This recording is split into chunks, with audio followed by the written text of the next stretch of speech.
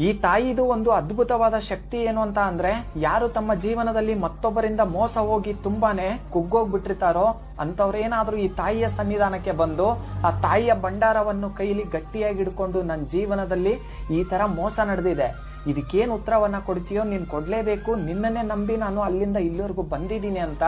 ಯಾರು ಆ ತಾಯಿನ ನಂಬಿ ಆ ಭಂಡಾರವನ್ನ ಹಿಡ್ಕೊಂಡು ಕೇಳ್ಕೊತಾರೋ ಅವರಿಗೆ ಅವ್ರ ಕಣ್ಮುಂದೆನೆ ಕೇವಲ ಉತ್ತರವನ್ನ ಕೊಡೋದು ಮಾತ್ರ ಅಲ್ದೇನೆ ಆ ತಾಯಿ ತನ್ನ ಮಡಿಲಲ್ಲಿ